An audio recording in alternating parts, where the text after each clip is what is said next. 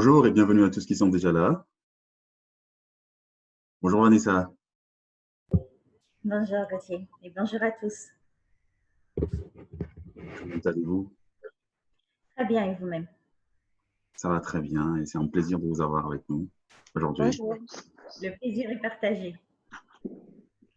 Alors on va se donner, on va dire 5 à 10 minutes, le temps que les gens commencent à se connecter. Pas de Continuent à se problème. connecter, j'allais dire. Il y en a certains qui sont déjà là.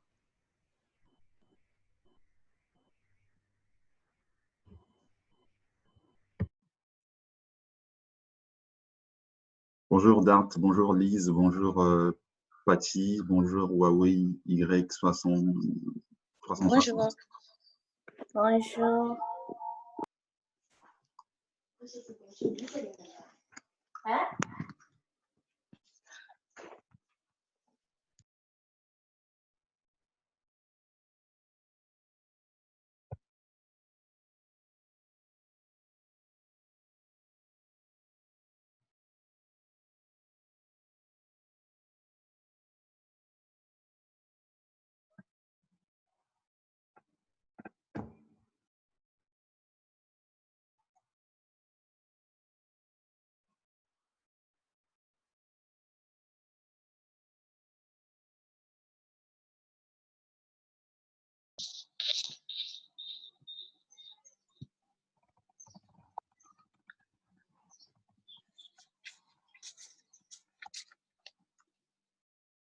Alors Vanessa, comment ça s'est passé le confinement chez vous?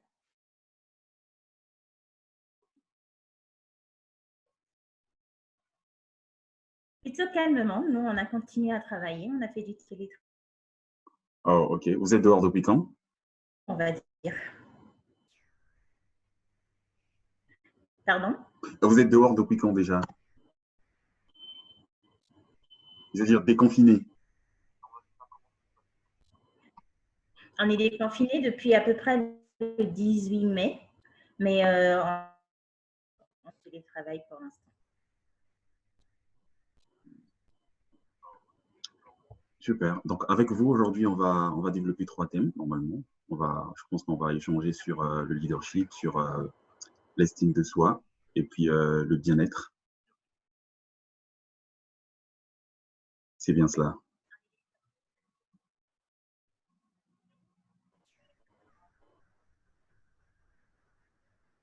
Gauthier? Allô, Vanessa, vous me recevez en différé apparemment?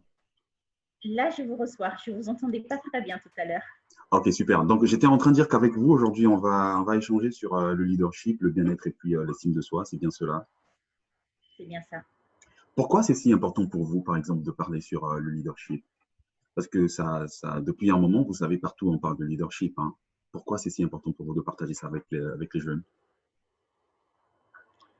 Je pense que c'est une composante importante dans notre manière de nous positionner dans la société, d'accomplir des choses et surtout d'atteindre un objectif Ok. de manière générale. Parce qu'aujourd'hui, tout le monde se dit leader, donc on souhaiterait mieux comprendre ça avec vous. C'est qui exactement un leader? Je pense que généralement, on a l'habitude de confondre entre le meneur et celui qui est le chef, alors que naturellement, le leader n'est pas spécialement le chef. Vous êtes d'accord avec moi sur ce point? Je suis totalement d'accord avec vous. Le leadership est totalement différent, à mon sens, du management. Et pour moi, c'est une personne qui influence positivement son environnement. Il y a plusieurs formes de leadership, Gauthier. Il y a, et on va dire, la définition du leadership que moi je préfère, c'est le leadership participatif. C'est-à-dire, c'est mettre en place un processus d'influence réciproque entre des personnes mobilisées autour d'une cause commune. C'est un leadership partagé, donc fondé sur les relations de coopération entre les personnes, les groupes ou même les organisations. Mais l'objectif final pour un leader, enfin, du leadership pour moi, c'est toujours d'influencer son environnement et avoir un impact positif autour de cet environnement-là, dans cet environnement-là. Donc, juste pour ceux qui viennent de nous rejoindre, généralement, nous avons une coutume. Donc, il y a le chat qui est là. On aimerait savoir qui vous êtes, depuis où vous nous suivez et puis quelle heure il est chez vous. Donc, vous mettez juste votre nom, la localisation et puis l'heure qu'il est chez vous sur le chat. OK, merci beaucoup, Vanessa. Et pourquoi, selon vous, actuellement, on doit s'intéresser au leadership? Parce qu'on est dans une société assez complexe, où il y a plein de mutations, où les choses changent très vite et rapidement. Il faut être agile et surtout pouvoir détecter des talents pour atteindre des objectifs de manière efficiente. Et je pense que l'intérêt de s'intéresser au leadership réside un peu dans ça, c'est-à-dire mobiliser un maximum de compétences pour atteindre un objectif de manière efficiente et s'appuyer sur diverses ressources dans un laps de temps pour justement arriver à cet objectif-là. OK. Et comment on fait alors pour être le bon leader qu'il faut actuellement? Waouh! Ça dépend de comment on perçoit le leadership, mais encore une fois, pour moi, un bon leader, c'est celui qui sait s'entourer de personnes compétentes dans leur domaine respectif, qui amène ces personnes à donner le meilleur d'eux-mêmes pour atteindre justement cet objectif commun. C'est-à-dire, un bon leader pour moi, c'est celui qui sait influencer son environnement, les personnes qui les entourent et les guide dans un sens vers cet objectif-là. Surtout, avoir l'humilité de reconnaître qu'on va plus loin ensemble. Vous dites quelque chose, c'est savoir bien s'entourer. Donc, si je comprends bien, aujourd'hui, si on est mal entouré, on ne peut pas être leader, c'est bien ça? Je n'ai pas bien compris votre question, Gauthier. Vous avez dit que être un bon leader, il faut savoir, enfin, il faut être dans un entourage qui est bon, avoir des bonnes personnes autour de soi. Donc, si je comprends bien, aujourd'hui, si on est mal entouré, on peut pas être un bon leader. Si, on peut l'être. On peut l'être un bon leader, même si on est mal entouré. Tout dépend de ce que vous appelez être mal entouré. Mais dans ma définition à moi,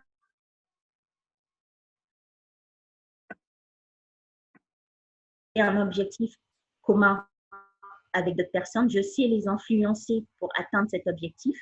Après, il peut être positif ou négatif, tout dépend de l'environnement dans lequel on est, mais c'est ça l'objectif final, c'est de pouvoir justement s'appuyer sur des talents, reconnaître ces talents, les rassembler autour de cette cause et les propulser. Non, ne dit pas seulement quoi faire, il inspire les autres. Inspire les autres. Wow, c'est super intéressant. Et vous pensez que le leadership est inné ou bien on l'acquiert comme ça? Est-ce que vous pensez qu'on est leader?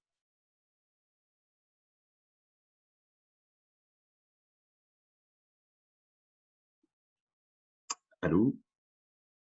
Oui, Gauthier, vous m'entendez? Je pense Oui, qu'on a... oui, 5 sur 5 là.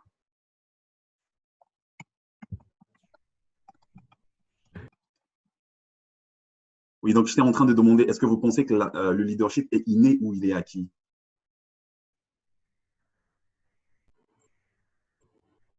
Gauthier, je ne vous entends pas. Ok, là vous me recevez?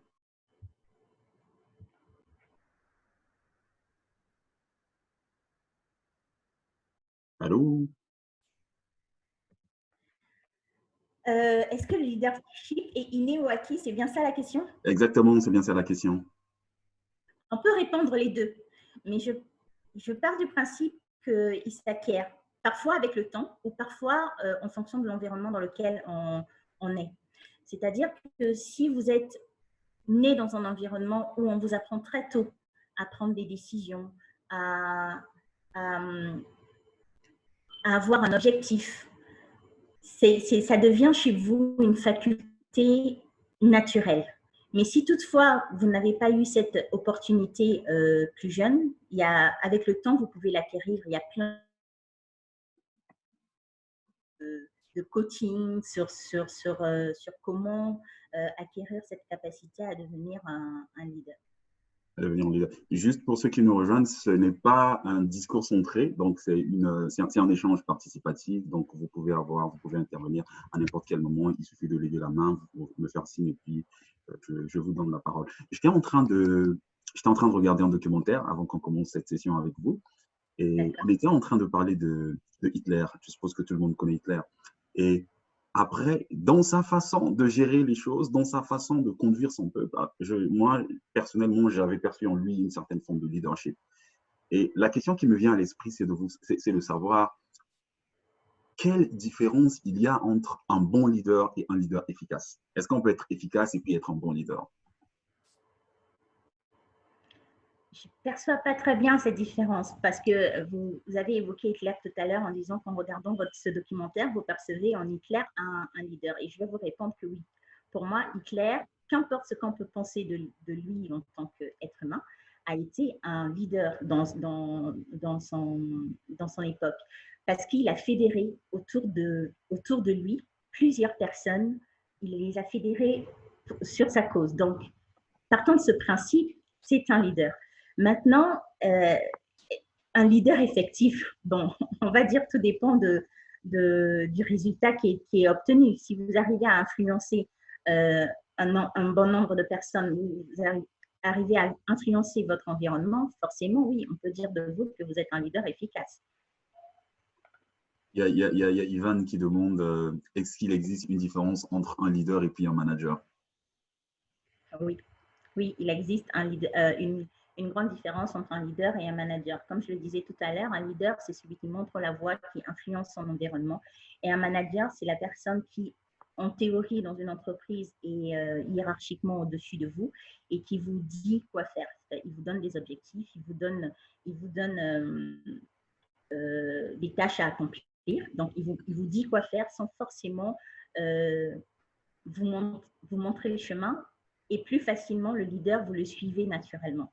C'est-à-dire que vous reconnaissez en lui son leadership, sa capacité à vous emmener quelque part et vous le suivez de manière totalement naturelle. Il n'est pas forcément leader par sa position hiérarchique. Forcément leader par sa position hiérarchique. Tu as dit que ce n'est pas lié à l'âge également, c'est bien ça? Pas du tout. Il n'est pas du tout lié à l'âge. Parce qu'aujourd'hui, dans nos sociétés à nous, surtout dans la société africaine, c'est mal vu, par exemple, qu'une personne moins âgée soit en train de mener derrière lui des gens qui sont plus âgés que lui et tout ça. Ces préjugés-là, vous, comment vous les percevez? Assez complexe, en effet, parce que dans notre société africaine, effectivement, la hiérarchisation est importante, le respect des aînés l'est tout autant, mais cela ne veut pas dire qu'on ne peut pas reconnaître en quelqu'un de plus jeune sa capacité à fédérer et à mener les gens vers une cause noble, on va dire ça. Vers les causes nobles. Waouh! Dans notre société, parfois, de se retrouver dans une position de leader quand on est beaucoup plus jeune. Mais comme je le disais tantôt, on reconnaît un leader par sa capacité à fédérer, donc à faire en sorte que les gens autour de lui le suivent et l'accompagnent dans cette cause-là. Et ce n'est pas forcément lié à l'âge. Donc naturellement, je pense que quand on a cette forte aptitude à l'idée des gens, qu'importe l'âge, on finit par vous suivre. De ce pas, nous souhaiterons aussi recueillir les expériences des gens. Je ne sais pas s'il y a quelqu'un qui s'est déjà retrouvé dans une situation où il a été obligé, par exemple, d'être le leader, malgré le fait qu'il soit moins âgé que les personnes qu'il était en train de guider. Ivan, bonjour. Bonjour Gauthier. Merci pour ta question. Est-ce que tu t'es déjà retrouvé dans une situation où tu es le leader, mais les gens, la plupart des gens qui sont derrière toi, sinon l'équipe que tu dois mener, forcément, est composée des personnes plus âgées que toi? De mon expérience personnelle, pas vraiment. Pas vraiment. Pas vraiment. Oui, pas vraiment. Ok, je ne sais pas. Est-ce qu'il y a quelqu'un d'autre qui a une expérience qu'il voudrait partager? Je vois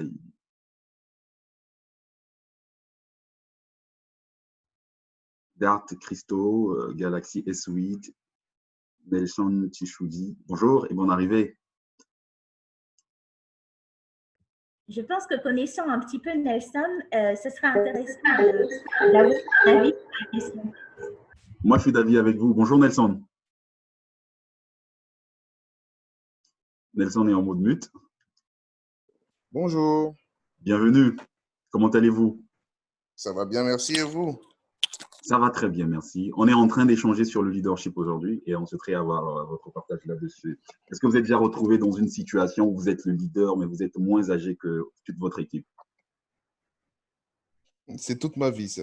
Oh, waouh, waouh, waouh, c'est toute votre vie. En dehors du moment où j'ai commencé ma propre boîte, dans toutes les entreprises où j'ai travaillé, j'ai envie de dire, j'ai été le plus jeune. La dernière expérience que j'ai eue, pour vous donner une estimation, c'est que j'avais 22 ans. Le plus jeune de mon équipe en avait 34. Et c'était pour une grande compagnie quand même. C'était quoi? Une vingtaine d'agents qui étaient dans mon service. Et le moins âgé de tous avait 34 ans. Ça arrive très souvent et c'est quelque chose d'assez difficile, surtout dans un contexte africain où les gens pensent que l'expérience vient forcément avec l'âge, vient forcément avec un gros ventre et une barbe blanche, alors que ce n'est pas forcément le cas. On peut très bien savoir ce que l'on est en train de faire sans forcément être très vieux. Donc, c'est quelque chose qui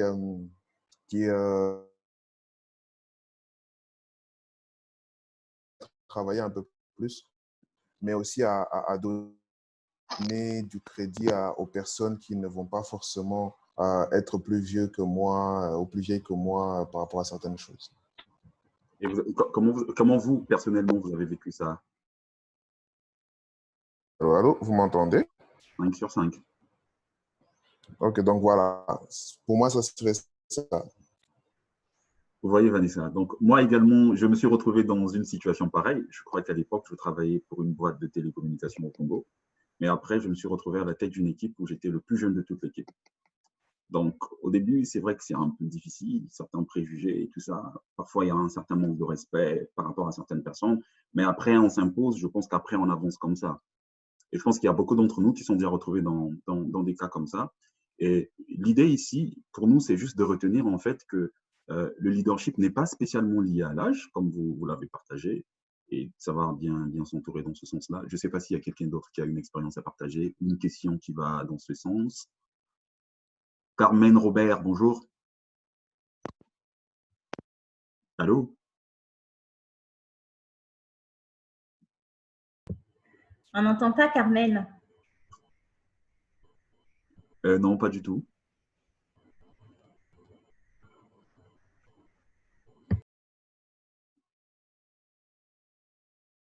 Allô? Vous m'entendez? 5 sur 5 là, oui. Là, c'est parfait. Ok. Ben, moi, j'ai déjà vécu une expérience comme ça, pareil, au Congo. Salut, bonjour tout le monde. Bonjour. C'est vrai que c'est pas évident au début, mais après, je pense que quand on arrive à s'imposer ou apporter quelque chose, c'était principalement, en fait, c'était principalement avec les hommes plus âgés que moi où j'avais des soucis, mais c'est vrai que les femmes, à un moment donné, quand on arrive à les mettre en confiance, je pense que ça va mieux et on arrive à s'imposer gentiment, bien sûr, sans pour autant faire la chef, mais avec les hommes, c'était quand même assez dur. Donc, vous Femmes, insinuez que les plus hommes jeunes, sont plus durs, sinon difficiles dans ce sens-là que les femmes, c'est bien ça? c'est peut-être dur pour eux à Brazzin, hein. Je pense que c'est peut-être dur pour eux d'admettre qu'une jeune fille, t'arrives, t'es jeune, t'es une femme, tu prends une place à un poste de directeur, peut-être que ça les fout mal. Côté égo, ça fait un peu bizarre. Enfin, je sais pas, c'est ce que j'ai ressenti.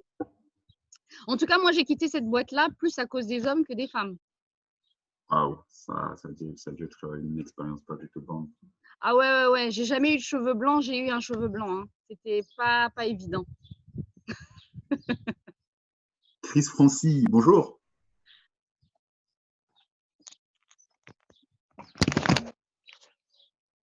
Oui, bonjour. Comment allez-vous? Très bien, très bien. Et vous-même? Ça va très bien, merci, bienvenue. Alors, vous avez quelque chose à partager avec nous là sur le leadership? Oui et non, en fait, c'était juste pour compléter Oui. notre auditrice. Tout à l'heure, lorsque c'est vrai que vous parliez de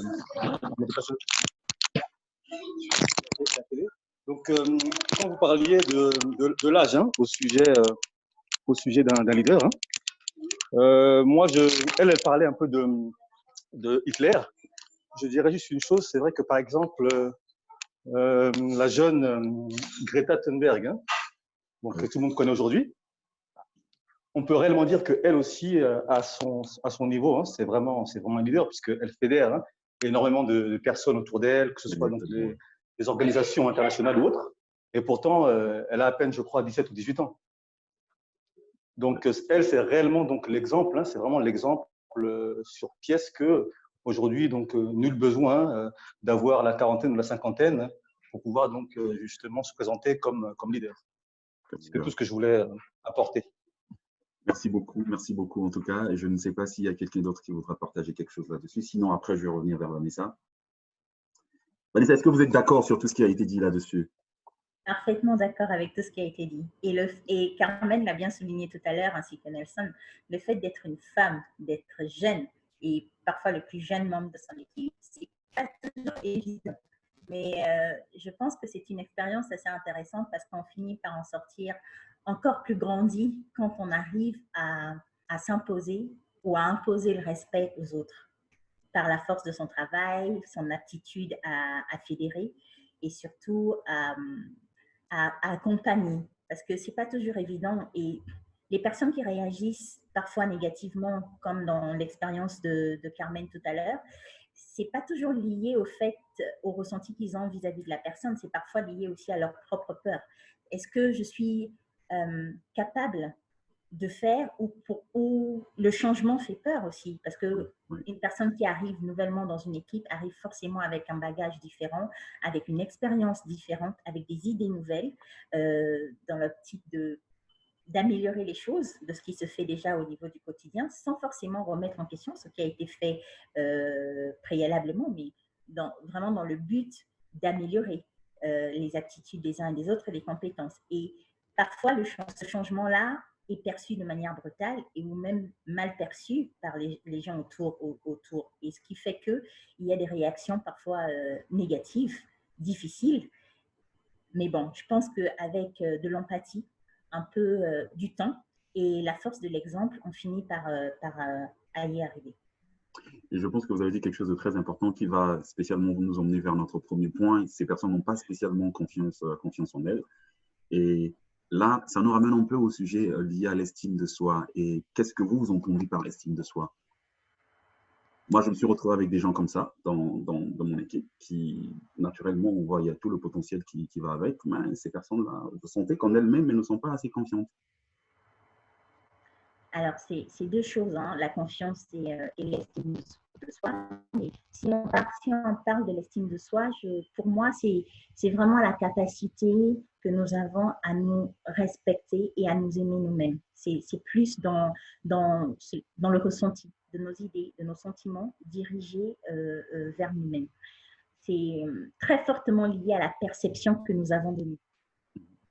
Comment je suis? Est-ce que je pense est-ce que je pense que je suis quelqu'un qu'on peut aimer, qu'on peut accepter? C'est vraiment un sentiment, un fort sentiment lié à nous. Ça se forge en général dans notre petite enfance. Hein. C'est très lié aussi aux valeurs que l'on nous a inculquées quand nous étions enfants dans notre cocon familial et aussi ça se construit dans notre environnement immédiat.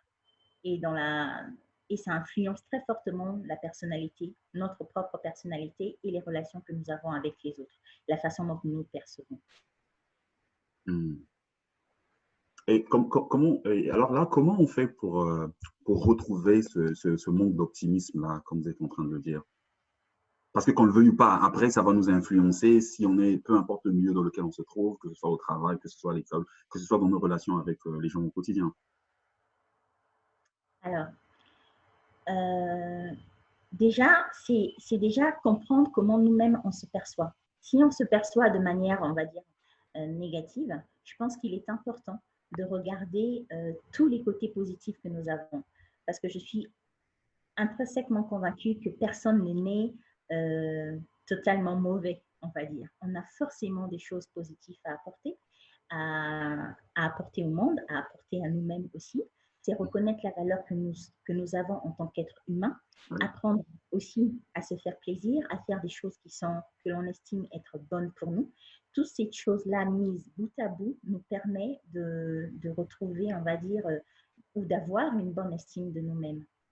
Et c'est pour ça qu'il est très important quand on a des jeunes enfants ou même des adultes qui nous entourent dans nos équipes respectives, quand au travail pour ceux qui se retrouvent à la tête d'une équipe, il est important de reconnaître les qualités.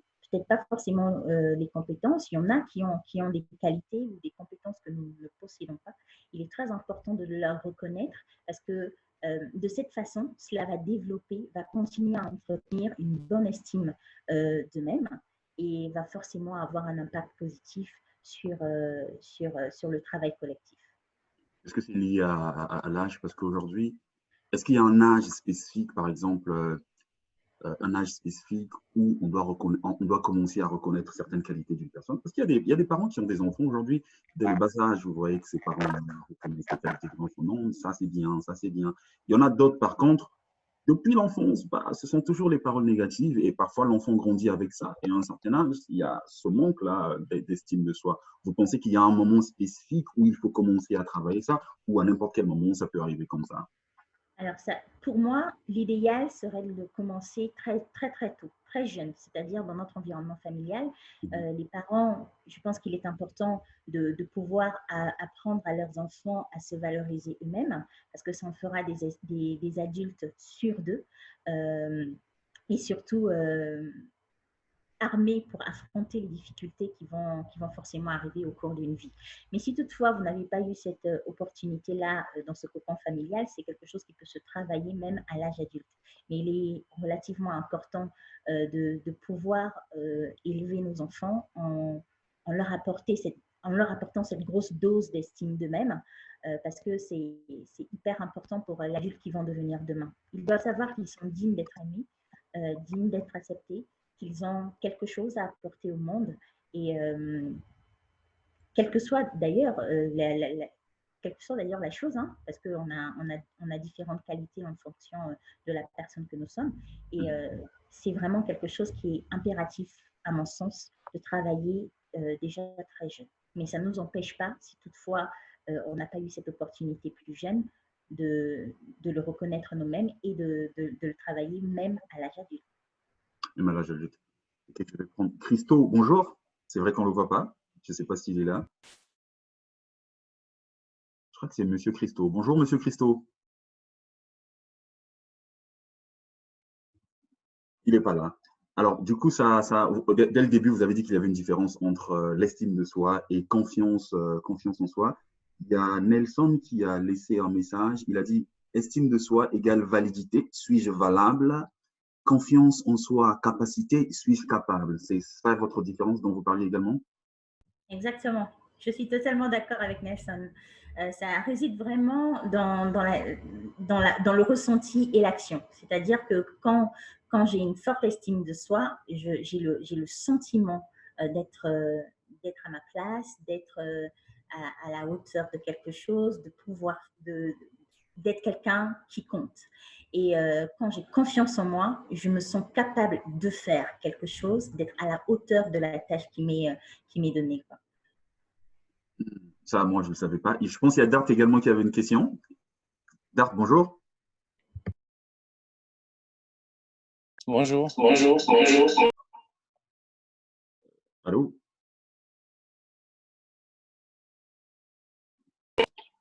Allô? Oui, on te reçoit à la 5 sur 5. Oui, en fait, moi, ma question, était celle de savoir, je l'ai un peu passé sur les écrits. J'ai dit, dans ces conditions, peut-on dire que l'estime de soi est un retour qu'on a de soi, en fait, de la personne qu'on est? Oui, tout à fait. C'est vraiment lié au sentiment que nous avons de nous-mêmes. C'est comment on se perçoit. Est-ce qu'on pense être une bonne personne? Est-ce qu'on pense valoir quelque chose? C'est vraiment lié à une perception, à un sentiment que nous avons vis-à-vis de nous-mêmes.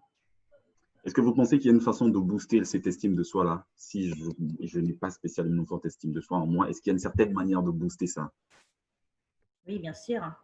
Ça se construit en général dans… Enfin, on peut se dire, pour moi en tout cas, c'est de partir du principe que se répéter des pensées vraiment très positives sur soi-même, reconnaître, comme je le disais tout à l'heure, sa place dans le monde et dans la société dans laquelle nous sommes. C'est se répéter des choses vraiment très positives qui vont nous aider à booster cette estime de nous-mêmes. Donc, dire qu'on vaut quelque chose, qu'on est digne d'être aimé, que l'on a notre place là où nous sommes dans notre société, qu'on est capable d'apporter de la lumière aux autres ou même à nous-mêmes. Et ça nous aide à booster cette estime de nous-mêmes. Il y a Lise en commentaire qui dit « Les bonnes paroles réconfortent la personne blessée ». Tout à fait, elle a bien raison. Et il est très important d'entretenir ça, en fait. Après, il y a des gens qui se réfèrent aussi à une forte, pour ceux qui ont une forte connotation, on va dire, chrétienne, la foi en quelque chose de plus grand, la foi en nous-mêmes nous aide aussi à booster cette estime de nous. Il y a FD qui est avec nous. Bonjour FD. J'ai vu FD, je ne sais pas si c'est un nom d'une femme. Bonjour FD, vous êtes là? Non, c'est bien énorme. Bonjour à tous. Bonjour, bienvenue. Bonjour. Bonjour, ravi de vous retrouver encore une fois. Merci. Alors, on est sur l'estime de soi. Qu'est-ce que vous en pensez?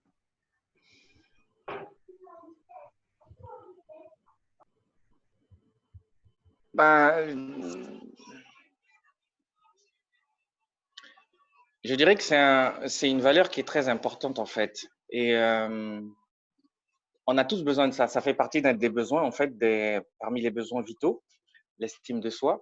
Naturellement, ça ne fait pas partie, si vous vous rappelez un petit peu la pyramide de Maslow, ça ne fait pas partie des premiers, mais c'est un des éléments, en fait, parmi les besoins qui, au fur et à mesure, va absolument demander à se développer et à s'affirmer et à parler, en fait. Et c'est pour ça que c'est très important de l'avoir, mais surtout de savoir s'en servir. De savoir s'en servir naturellement à bon escient. Bon escient. Merci beaucoup. Et Vanessa, vous êtes d'accord avec FD? Totalement d'accord avec vous. Claudia Makambala, vous êtes là? Bonsoir, bonjour.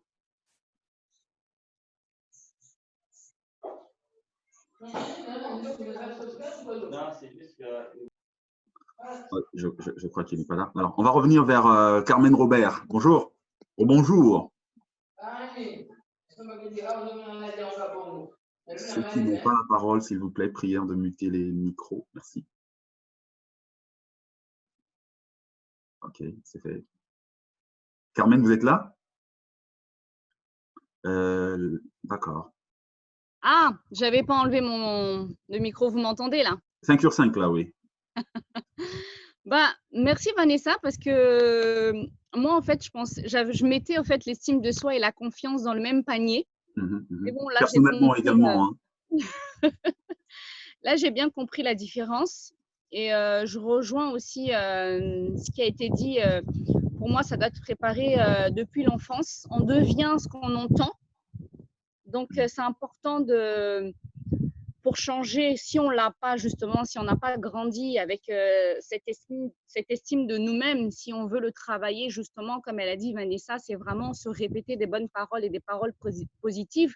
Et ça revient vraiment à ce que la foi justement dit, qu'on est ce qu'on entend justement. Et le fait de se le rappeler, ça prend vie en nous et on devient ce qu'on s'est répété ou ce qu'on s'est dit ou ce qu'on a entendu.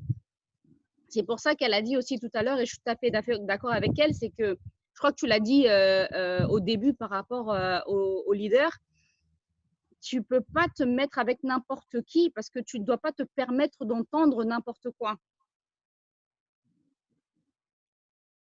On devient ce qu'on entend. On devient ce qu'on entend. Ça fait quand même réfléchir. Ce que dit Carmen est tellement vrai parce que vous prenez quelqu'un vous le mettez dans un environnement totalement négatif, où tous les jours, il en ressort que du négatif, c'est-à-dire vous n'arrêtez pas de lui dire qu'il n'est pas à sa place, qu'il ne vaut rien, qu'il n'a aucune valeur. Cette personne deviendra un adulte aigri et quelqu'un qui renverra à la société toute cette colère et toute cette haine. Et vous prenez la même personne, vous la mettez dans un environnement plutôt positif, où on apprend à célébrer les victoires, où on apprend à célébrer les bonnes actions qu'il peut mettre en place, et où on lui répète qu'il est important. Ça fait deux adultes totalement différents. Je vais revenir sur ce point. Je pense qu'il y a Chris Francis qui a la main levée. Oui, bonjour Gauthier. Bonjour. Moi, je voulais avoir donc justement l'avis de Vanessa sur justement donc l'estime de soi, la corrélation entre l'estime de soi et la capacité de résilience que peut avoir une personne. Parce que je pense que c'est étroitement lié, mais j'aimerais avoir son avis sur le sujet. Merci.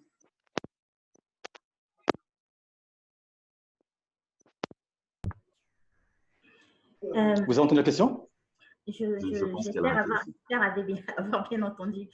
Il y a une phrase qui me vient quand je pense à ça. Elle est très souvent utilisée, enfin c'est plutôt une prière qui est utilisée dans le contexte des alcooliques anonymes. Ils disent « Seigneur, donne-moi la force d'accepter ce qui ne peut être changé, le courage de changer ce qui peut l'être et la sagesse d'en comprendre la différence. » Okay. Je pense que vraiment, ça réside, tout est dit dans cette prière-là. On peut avoir une très forte estime de soi et aussi avoir l'humilité de comprendre qu'à un moment donné, on a aussi des limites et que d'autres personnes sont là pour nous accompagner ou pour compléter cette limite que nous avons. Ça ne tue en rien l'estime qu'on peut avoir de nous-mêmes, de notre valeur, mais bien au contraire, cela, en complétant avec quelqu'un d'autre, nous aider à aller encore plus haut. Chris Francis, je ne sais pas si elle a répondu à votre question. J'espère. Oui, d'une certaine manière. Ça va, c'est parfait. D'une certaine manière. Merci. Il y a quelqu'un sur Facebook, je pense que c'est Jess de Monaco, qui demande est-ce qu'une grande estime de soi peut-elle conduire à l'orgueil?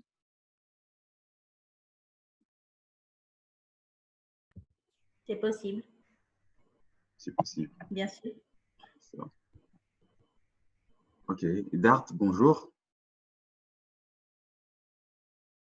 Bonjour. Est-ce que vous pensez qu'une grande estime de soi peut conduire à l'orgueil, comme on a dit?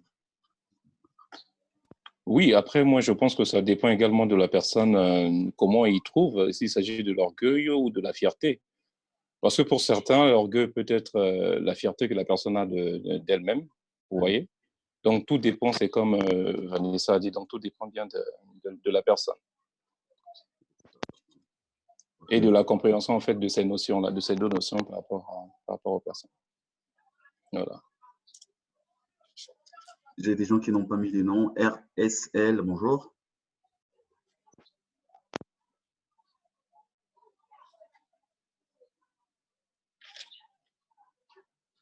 RSL, bonjour.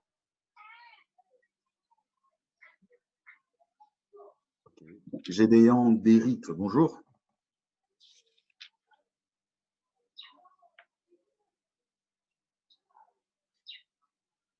Il n'est pas là également. D'accord, mais bon, on va évoluer comme ça. En tout cas, moi, ok, Nelson, vous avez la parole. Juste un complément par rapport à ce que tout le monde vient de dire. Malheureusement, en Afrique francophone, on a trop tendance à penser que parler de soi, parler de ses actions et parler de ses réalisations est souvent confondu avec de l'orgueil. Et ici, je ne parle pas de parler dans le vide, je parle de véritablement parler de ses actions lorsqu'on en a. C'est vrai que l'humilité va dire, OK, on n'en parle pas du tout, on laisse les autres le faire à notre place, mais le faire n'est pas non plus synonyme, et ça c'est très souvent, je rencontre ça très souvent avec beaucoup de personnes, lorsque vous parlez de quelque chose que vous avez fait, même sans arrière-pensée, hein, même en étant le plus humble possible, on le confond très souvent avec de l'orgueil. Parce qu'on se dit, Ce n'est pas à lui de nous dire ce qu'il a dit alors qu'il y a d'autres personnes qui sont autour. Mais parfois, il est important, pas parce qu'on a envie forcément de se faire voir ou de se montrer, il est important parfois de parler de ses réalisations parce que justement, l'estime de soi peut prendre un coup si à chaque fois on est en train de se rabaisser soi-même en disant ce n'est rien, c'est pas quelque chose d'important, tout le monde peut le faire, ce n'est en aucune façon une victoire. J'ai l'habitude de dire que chaque personne a des combats qui peuvent être extrêmement faciles pour d'autres personnes, mais pour cette personne-là, c'est un vrai combat, c'est un vrai challenge. Et qu'à chaque fois, lorsque on arrive on va dire, à remporter un de ces combats-là, et comme l'a dit Vanessa, la prière de Renard, celle qui est reprise par les alcooliques anonymes, le dit très bien. Lorsqu'on arrive à remporter une petite victoire, aussi petite soit-elle, il faut le célébrer. Il faut se dire, je suis arrivé à le faire. Les autres peuvent vous dire que c'était facile, mais pour vous, ça ne l'est pas. Je sais, par exemple, juste pour donner un exemple, il y a des gens qui ont un gros problème pour perdre du poids, par exemple. Alors qu'il y en a d'autres, ils peuvent manger tout ce qu'ils veulent, ils ne prendront jamais de poids. Et donc, arriver à perdre presque 1 kilo, c'est quelque chose qu'il faut célébrer dans ce genre de situation parce que c'est quand même une étape de franchie.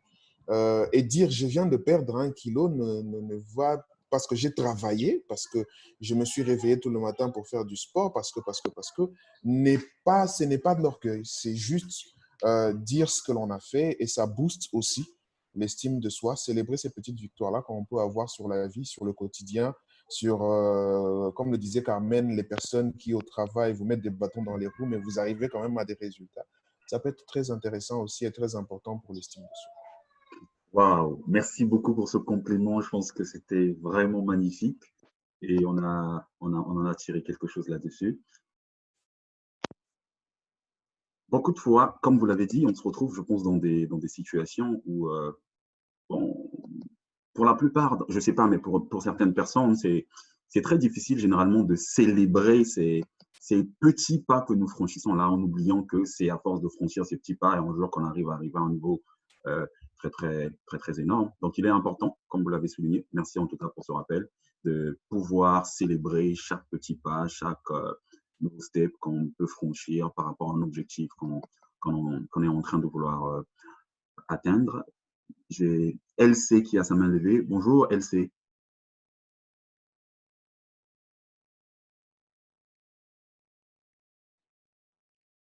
Bonjour, vous m'entendez là? 5 sur 5, bienvenue. Ok. Alors on vous écoute, vous voulez partager quelque chose avec nous? Oui, en fait, moi, ce que je tenais à partager, c'était juste, genre, il n'y a pas longtemps que j'ai par rapport au décalage horaire, donc du coup, j'ai pris le direct un peu en retard. Mais du coup, ce que je tiens quand même à surligner et puis un tout petit peu à rajouter, c'est juste que il y a certaines personnes, deux fois, quand je parle de certaines personnes, genre les gens que j'ai eu à rencontrer moi, du genre, il y a ces moments où deux fois, c'est comme ce que disait un autre monsieur qui était là, deux fois, ils ont certaines capacités de faire certaines choses, mais deux fois, ils ne le voient pas eux-mêmes. Il y a d'autres personnes, des fois, qui se disent que voilà, je suis capable de pouvoir à faire telle chose, par exemple, entreprendre, soit participer à certaines réunions. Mais ces gens-là, ils se disent qu'ils peuvent, mais ils ne voient pas plus. Parce que moi, ça m'est déjà arrivé à voir une personne qui a un niveau intellectuel un peu plus élevé que moi, mais quand des fois je vois sa capacité, sa manière de réfléchir sur certains plans d'études ou encore sur certaines choses, je trouve que c'est comme s'il est un peu retardé par rapport à ma vision à moi. Parce que moi, en fait, des fois, je vois en fait cette personne en plus que ça. Mais cette personne, en fait, du genre, par rapport à ce qu'il dit, j'ai des fois comme l'impression, c'est comme s'il n'a pas vraiment de l'estime de soi. C'est comme si, en fait, du genre, il se limite. Et il y a d'autres personnes, des fois, il y a d'autres personnes, des fois, qui se disent que voilà, je peux faire plus. Mais oui, tu peux faire plus, mais sauf que je prends deux fois l'exemple des chasseurs de tête. Les chasseurs de tête, lorsqu'ils examinent les CV des personnes qui candidatent pour certaines postes, ou soit ils veulent deux fois des personnes vraiment qui ont la capacité, très souvent, ils regardent deux fois le diplôme de cette personne. OK. Mais sauf que le côté psychologique des choses, deux fois, ils se disent qu'en prenant cette personne avec une capacité de faire des choses, en étant dans la boîte, il peut encore faire plus. Parce que cela m'est déjà arrivé par rapport à mes études, je fais les études et en même temps, je travaillais. Mais quand je suis arrivée dans la boîte, sauf que le temps que j'ai eu à travailler, en fait, j'ai donné plus que ça. Mais moi-même, deux fois, je ne m'y attendais pas. Mais sauf qu'il y a d'autres personnes, de fois, qui se disent que, voilà, ils n'ont pas peut-être ce niveau de faire plus ou de fois qu'ils se sous-estiment. Voilà, il faut le dire comme ça.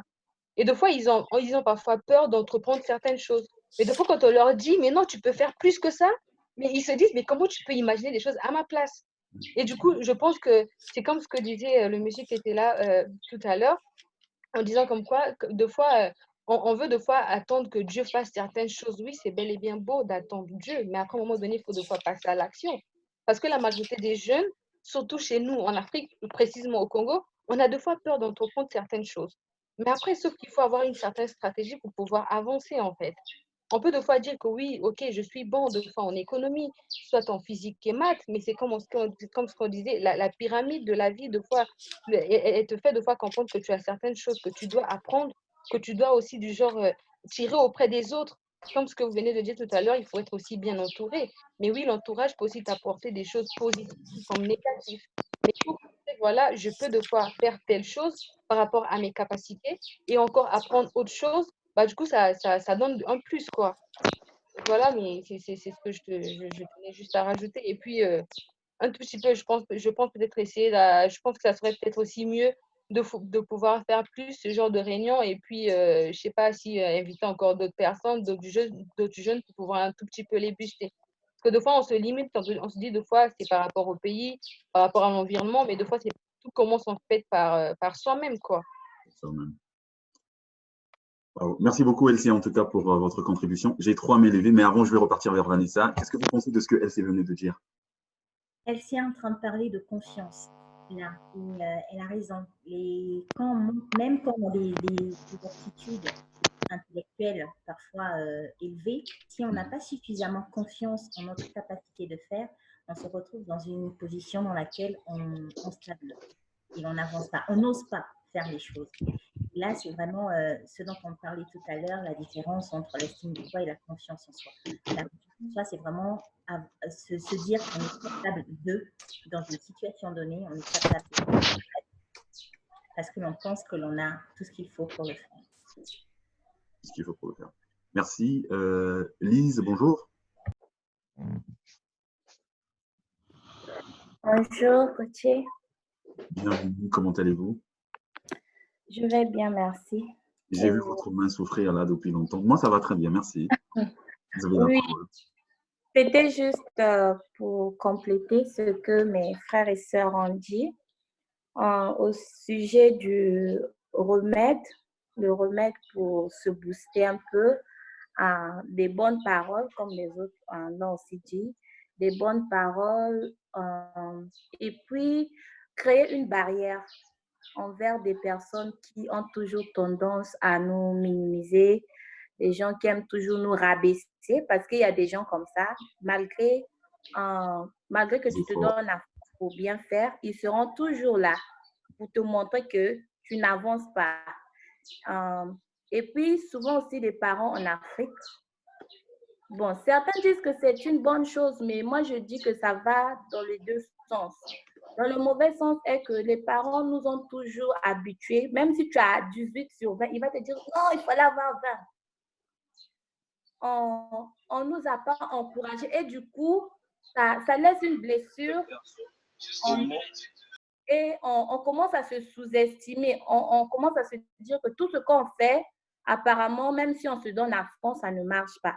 D'un côté, ça aide dans le sens où il y a d'autres personnes, quand on les confronte, ils ne fournissent plus des efforts.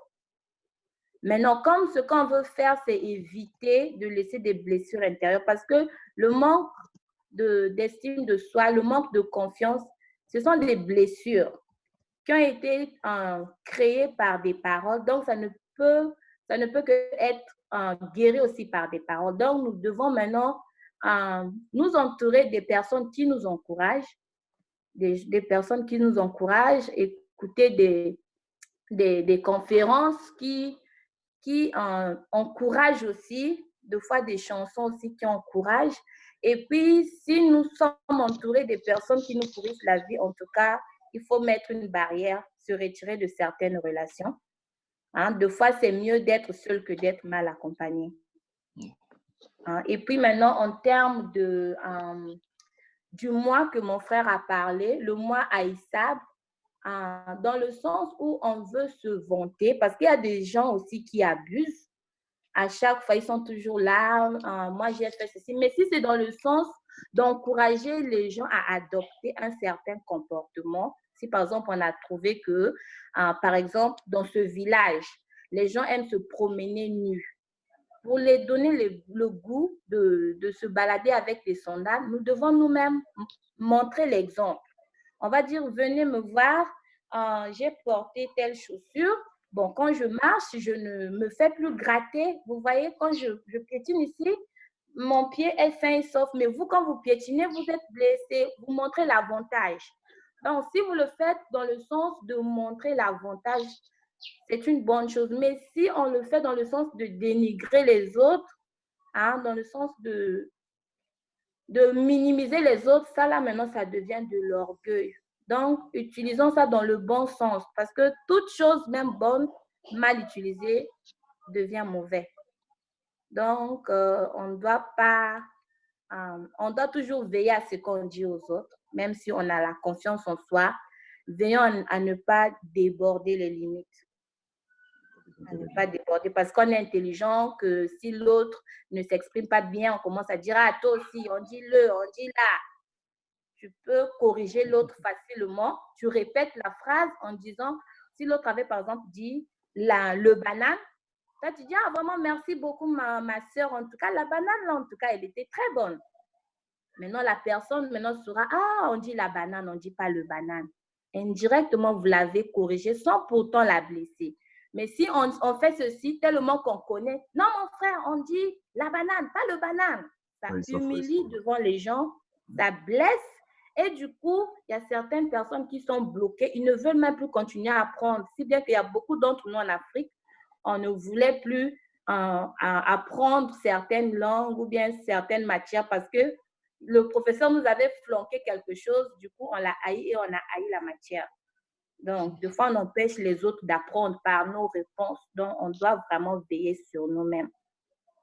C'est un peu ça que je peux dire. Merci beaucoup, Lise, en tout cas, pour votre partage. C'était formidable. J'étais en train de voir l'expression faciale de Vanessa. Moi, j'aime une expression qu'elle a utilisée. Hein. S'il y a des gens qui vous pourrissent la vie, en tout cas, il faut s'en éloigner. Qu'est-ce que vous en pensez? J'ai adoré ce que Lise a dit. C'est tellement vrai et c'est tellement pertinent. Que Carmen l'a souligné même tout à l'heure au début de cet échange où elle disait qu'on devient ce que l'on entend. Donc, les personnes autour de nous qui ont juste la capacité à noircir notre esprit, à noircir notre âme, il faut s'en éloigner le plus vite possible et le plus loin possible parce que effectivement, cela peut contribuer à nous arrêter en bon chemin et à ne plus pouvoir avancer. Et ce qu'elle dit aussi est très vrai dans l'apprentissage. Si chaque fois qu'on fait une erreur, on se moque de nous, on ne nous aide pas, on nous apprend pas à le faire différemment, ben, on n'apprendra plus rien en fait. Et dans les langues, c'est très souvent vrai dans l'apprentissage d'une langue. Moi, par exemple, si je prends le cas de l'anglais, chaque fois que j'ai eu quelqu'un qui m'a dit ah bah oui, tu fais trop de fautes, tu fais trop d'erreurs, et c'est très souvent dans l'environnement francophone hein, qu'on a ce genre de cas, parce que dans l'environnement anglophone, c'est totalement différent. Quand vous faites une faute, la personne ne vous reprend pas de manière abrupte, mais effectivement reformule votre phrase de manière correcte afin que vous puissiez comprendre que ça se dit plutôt de cette façon-là. Mais dans l'environnement francophone, c'est totalement différent, et ce qui fait que ça stoppe énormément de gens. J'ai eu une prof quand j'étais encore à l'école, une prof d'italien qui m'apprenait l'italien avec des jeux. C'est-à-dire qu'elle inventait tout le temps dans la classe des jeux pour nous permettre de nous mettre en situation et pour apprendre facilement la langue. Même quand on faisait des erreurs, elle ne nous disait pas « Ah ouais, mais là, catastrophe, ça ne se dit pas comme ça ». Non, au contraire, elle se mettait à notre place, elle en faisait une blague et facilement, l'apprentissage de la langue est venu sans même qu'on s'en rende compte. La réponse de Lise a été très pertinente. J'ai vu les pouces également de gauche à droite. Il y a FD qui avait sa main levée également. Bonjour FD. Oui, bonjour Gauthier. Vous me recevez? 5h05. Oui. Ok, super. Merci. En fait, je voulais juste renchérir sur naturellement le point de Lise, de LC et de Nelson aussi. En fait, si vous voulez, nous avons tous en nous, en fait, ce qu'on appelle des drivers. Des drivers qui sont intégrés complètement en nous, en fait, depuis le début. C'est-à-dire depuis qu'on est né, depuis qu'on a commencé à manger, depuis qu'on a commencé à marcher au fur et à mesure. Ces drivers sont tellement forts parce qu'à un moment donné, en fait, si vous vous rappelez bien, dans notre vie, on nous a toujours dit, fais vite, sois fort, sois calme, sois parfait au fur et à mesure. Ce qui fait que ces drivers, au fur et à mesure qu'on grandit, ils sont toujours en nous, en fait. À un moment donné, on décide de prendre notre vie en main. C'est-à-dire qu'on décide de s'investir pour nous, mais pas pour quelqu'un d'autre. On décide de faire, par exemple, du développement personnel. On décide de se programmer, on se met en place des objectifs. Et ce qui se passe, en fait, c'est que Nelson l'a si bien dit, en fait, dans certains cas, effectivement, vous aurez toujours, en fait, le regard d'autrui sur ce que vous allez entreprendre. Mais il ne faudrait pas que ça vous arrête, en fait. Quand vous avez décidé de faire quelque chose vraiment pour vous, pour, si vous voulez, améliorer ou parfaire votre estime, en fait, à vous, ça ne peut être que complètement bénéfique. Donc, quand vous vous décidez le moment opportun, il faut absolument se jeter à l'eau. Dans la majorité des cas, pour beaucoup de personnes, en fait, quand elles décident de faire du développement personnel sur elles-mêmes, elles vont s'arrêter parce qu'elles hésitent, en fait, à commencer. Il faut commencer. Jetez-vous à l'eau et un des éléments qui est très important, qui est ressorti de Nelson, c'est de dire, OK, profitez de chaque moment, en fait. L'objectif à la fin de la journée n'est pas spécialement d'y arriver. Ça n'est pas ça, en fait. L'objectif, c'est de passer les étapes que vous vous êtes fixées au fur et à mesure. Et vous verrez qu'à chaque fois que vous avez passé une étape, congratulez-vous. N'hésitez pas, en fait. Faites-vous du bien. Dites-vous que j'ai quand même réussi ça. Effectivement, si vous le comparez à d'autres personnes qui l'ont fait de façon fulgurante, c'est sûr que vous allez vous sentir mal. Mais c'est votre étape à vous, en fait. C'est votre estime qu'il faut absolument muscler. Donc, lancez-vous. J'ai réussi ça, même si je sais qu'il me reste 15 000 étapes à réussir, mais j'en ai fait déjà 10 et c'est excellent ce que j'ai réussi. Félicitez-vous. Ouvrez une bouteille de champagne si vous voulez, ça va vous faire du bien. Ça va muscler votre estime et ça va vous permettre de repartir parce que vous avez encore des étapes à fournir. Donc, n'hésitez pas. Ce que je voudrais en fait partager avec vous, c'est lancez-vous, jetez-vous à l'eau, même si vous n'y arrivez pas à la fin. Mais ce sont les étapes que vous avez faites qui vont vous aider, vous allez vous dire, franchement, j'ai quand même réussi ça en fait, c'est pas rien. Voilà ce que je voulais partager. Wow. Je peux simplement compléter ce que FD dit, c'est que à chacune des étapes que l'on franchit, on apprend forcément quelque chose. Et ça nous apporte forcément quelque chose.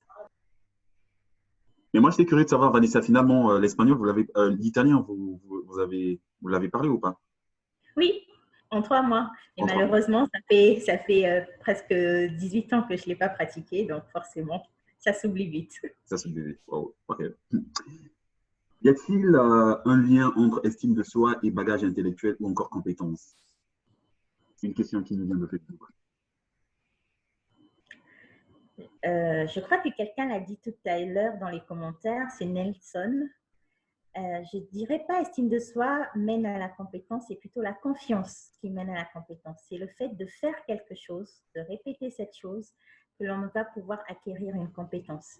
Et l'estime de soi va nous aider à nous sentir suffisamment aptes à avoir la volonté de faire quelque chose. Vas-y, bonjour.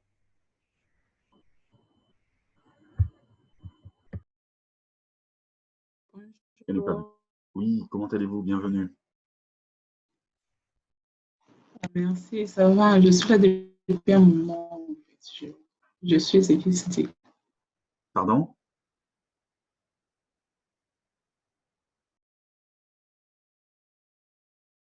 Oh, ok, on va repartir vers Lise, la main est toujours levée. Les autres sont en train de dire, en fait, je suis la conversation. Ok.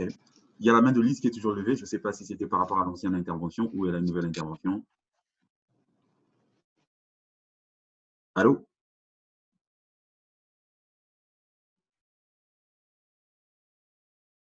Ok, elle est plus levée. D'accord. Martial, bonjour. Bonjour Gauthier. Ça fait plaisir de vous retrouver à nouveau. Bienvenue. Oui, bienvenue. Bonjour à tout le monde. Bonjour. Alors, estime de soi, surestimation, qu'est-ce que vous en pensez? Je pense que les autres ont il y a eu beaucoup d'éléments qui ont été fournis de Fumu, de Vanessa, de Lise. Moi, je voulais juste mettre un accent sur le fait que l'estime de soi, c'est vraiment un indicateur de la confiance, en fait. Lorsque l'estime de soi est érodée, on va voir la manifestation et les autres vont percevoir que tu n'as pas de confiance en soi. Parce que l'estime de soi est intérieure et puis la confiance est extérieure. Donc, du coup, travailler sur l'estime de soi, c'est un peu ce que Fumu a dit. On travaille par rapport à ses propres progrès et c'est un élément déterminant également de l'apprentissage et de l'acquisition de compétences, pour répondre à la question qui était posée tout à l'heure. Donc, ce qu'on ne nous apprend pas, c'est que l'échec fait partie du progrès, de notre développement. Les autres l'ont dit, c'est que parfois tu pouvais avoir 20 sur 20, mais au 19 sur 20, on voulait que tu puisses avoir 20 sur 20. Donc, travailler sur l'estime de soi et pour faire le lien avec le leadership, parce que dans le fond, le leadership, c'est quoi? C'est avoir des objectifs par rapport à un idéal, par rapport à quelque chose qu'on y croit, et pour que aussi les autres te suivent par rapport à ça. Et les autres ne peuvent pas te suivre si toi-même, tu n'es pas convaincu de ce que toi, tu veux prôner ou de ce que vous prenez ensemble, en fait. Pour reprendre l'exemple de Lise tout à l'heure sur un peuple qui était nu et si tu veux leur montrer comment il faut porter les sandales. Et là, c'est un aspect, pour ne pas aller trop loin, c'est le leadership, c'est d'abord être un leader, un exemple, pour faire les autres, en fait, par rapport à un objectif bien précis. Et ça, il faut travailler sur soi. Et également, les autres vont percevoir le travail que tu fais sur soi. Ça va être, on va percevoir que tu as la confiance en soi ou un certain nombre de choses. C'est un peu ma contribution. J'ai pris un peu à chaud, mais bon, voilà ça. Merci beaucoup. Du coup, moi je voulais savoir, est-ce qu'il y a quelqu'un qui a déjà vécu une expérience où on lui a reproché quelque chose, mais d'une façon vraiment humiliante? Genre pour lui rabaisser et tout ça, comme ça se fait souvent avec certaines personnes. On aimerait écouter ce genre de témoignage également. Oui, donc Sahel, bonjour. Bonjour. Bonjour.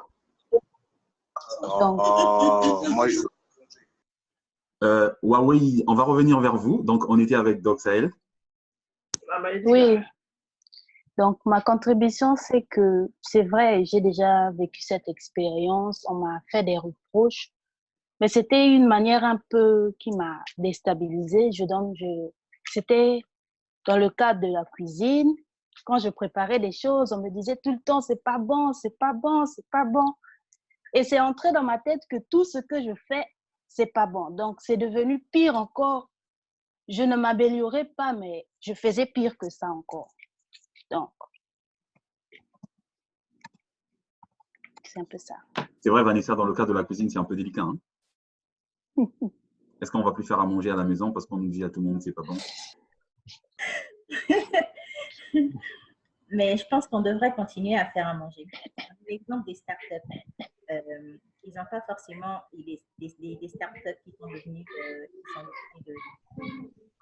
de grands clients aujourd'hui.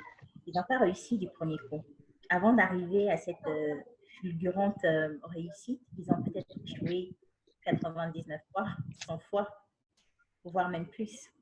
Et ça, on ne nous l'apprend pas, malheureusement. Et moi, je l'ai appris très tardivement, d'ailleurs, lors justement d'un séminaire que j'ai fait à San Francisco, où on m'a appris que échouer n'était pas la fin de quelque chose. Bien au contraire, c'était le début de quelque chose de nouveau. C'est-à-dire que quand on fait quelque chose de la même façon, systématiquement, on ne peut pas s'attendre à avoir un résultat différent. Et si on continue à essayer plusieurs combinaisons différentes, même quand on échoue, on se dit « Ok, cette combinaison n'a pas fonctionné, je vais essayer avec une autre combinaison, on va finir par y arriver. » Et je pense qu'il est très important aussi d'apprendre de nos erreurs. Sauf que nous, on nous apprend très souvent en nous disant « Ah ben, si tu as échoué, ben, laisse tomber, tu n'es pas fait pour ça. » Ou tu ne vas jamais y arriver, tu ne vas jamais aller progresser. Bien au contraire, si je me pose quelques minutes et que j'analyse pourquoi j'ai échoué, qu'est-ce qui m'a conduit, tout le processus qui m'a conduit à cet échec, je vais forcément trouver le moyen de modifier ça pour la prochaine fois que je vais réessayer. Et c'est hyper important de se dire que l'échec est juste une étape vers la réussite et non une fin en soi. L'échec est juste une étape vers la réussite. Donc, je suppose que vous n'avez pas arrêté de cuisiner. Voilà. Merci beaucoup, Vanessa. Huawei Y360, vous avez la parole. Donc, bonsoir. Bonsoir et bienvenue. Bonsoir. En fait, je réponds par rapport à la question posée sur si quelqu'un a déjà vécu une expérience humiliante. C'était ça la question. Exactement. Ça. Comment vous avez vécu oui, ça? Donc, en fait, moi, c'est dans un cabinet d'optique. J'étais chargé clientèle dans un cabinet d'optique. Et je crois que j'avais commis une gaffe ou une erreur. Et c'était devant mon responsable. Et le responsable m'a blâmé, en fait, m'a fait les reproches devant le client. Et il m'a mal fait les reproches. Et du coup, moi, je me suis dit intérieurement que c'est vrai que j'ai fait une erreur, mais c'était pas bien de me faire ça devant le client. Quand le client est parti, je lui ai expliqué que devant faire ce reproche devant le client décrédibilise la personne. Et il m'a dit que du coup, c'est lui le chef, c'est lui le responsable. Donc, du coup, il avait le droit de faire ce qu'il voulait. Après, j'ai essayé d'analyser. Je me suis dit, bon, c'était un leader autoritaire. Pour quelqu'un, bon, on peut dire, peut-être pas mature, mais pour quelqu'un qui est étudié, faire ce genre de reproche devant le client, ça crédibilise un peu la personne qui travaille au sein de l'entreprise. Donc, c'est à peu près ça, quoi. Donc, il y a certains, en fait, leaders qui sont là, qui ont des entreprises, tout ça, mais ne savent pas, en fait, se mettre à la place des travailleurs ou ne savent pas entretenir de bonnes relations avec les employés, quoi. C'est à peu près ça. Merci beaucoup pour le partage de cette expérience. Vanessa, je ne sais pas quel conseil vous me donnez dans ce contexte-là. Vous êtes à la place du client et tout ça. Et voilà, on vous a fait un reproche, mais de façon humiliante et puis devant les clients. Et vous, est-ce qu'on est censé reporter ça, enfin, en parler à son patron, sachant que le patron est autoritaire, comme cela a été dit? Je ne sais pas, vous feriez quoi à votre place? J'aurais fait comme lui, je pense. J'aurais pris le temps à un moment opportun d'aller voir mon responsable hiérarchique et de lui dire, peut-être pas en lui faisant le reproche de l'avoir fait, mais en essayant de lui faire comprendre qu'il serait mieux de faire cette remarque-là ou ce reproche-là juste après le départ du client, et ce qui va me donner des outils pour m'améliorer. Mais je ne suis pas sûre que son patron était un leader dans ce cas de figure. Et puis, les seules personnes qui n'échouent pas, ce sont les personnes qui n'essaient pas. Au moins, il a essayé. All right. Merci. Lise, vous avez la parole. Ok, moi, je vais juste donner mon exemple. J'ai été humiliée en public devant mes collègues de travail. Et puis, j'ai aussi appris quelque chose. Pour moi, c'était comme un échec. Je vais dire un peu ce qui s'est passé. Bon, j'avais la charge de sélectionner les factures pour que l'on puisse couper les chèques. Donc, j'avais sélectionné les factures par rapport à l'argent qu'on avait en banque. Je savais combien on avait et je connaissais le minimum qu'il fallait couper, le montant minimum, disons, ou maximum qu'il ne fallait pas dépasser. Donc, j'avais sélectionné mes factures. J'ai mis highlight. Tu peux m'aider en français, j'ai oublié. Oui. J'ai souligné ça en jaune. J'ai dit, voici les factures à payer, les autres ne touchez pas parce que si vous touchez, il y aura un overdraft. Hein? Aide-moi, Papa Gauthier, s'il te plaît. Overdraft, c'est comme le rouge. Comment est-ce qu'on a dit ça? On dit ça. Le compte était. Si vous dépassez par exemple, si on compte, il y avait 100 000 et que vous payez les factures de 120 000, il y aura un surplus. Non. Dépasser la limite. Pardon? Dépasser. Le découvert. Voilà, exactement, le découvert bancaire. Merci, ma chère. Il y aura un découvert bancaire. Donc, je me suis arrangée à sélectionner un montant moins que ce que nous avons en banque. Maintenant, les gens qui s'occupent du paiement, ils ont sélectionné toutes les factures et ça a créé un découvert bancaire. Maintenant, quand je suis arrivée le lendemain au boulot, mon superviseur va me reporter directement sans même d'abord en parler avec moi et part directement auprès de la directrice. Et on nous a convoqués, moi avec la dame qui payait les factures. et moi qui donnais l'ordre de payer avec mon superviseur, notre directrice a commencé à me faire des reproches. Qu'est-ce que tu as fait? Là, nous allons payer ce découvert-là. On doit couvrir ça, sinon le client sera fâché. Tout ça là, ça va nous faire perdre de l'argent. Et elle a commencé à me blâmer. Je me suis tue. Je l'ai laissé parler. J'ai dit, OK, quand elle a fini, j'ai dit, OK, voici l'email. Dans l'email, j'ai bien précisé que, s'il vous plaît, payez seulement ce que j'ai sélectionné et que j'ai souligné en jaune. Et j'ai donné le montant total. Si par exemple, ça faisait 50 000, j'ai dit, ça fait 50 000 au total. Et puis, j'ai envoyé, j'ai dit, voici la preuve. Maintenant, comme elle a tout imprimé, elle a tout payé, je prends la responsabilité, j'assume ma responsabilité. Prochainement, je vais m'arranger à faire le Snapchat. Ah, Seigneur, excusez-moi. Capture d'écran. Voilà, capture d'écran.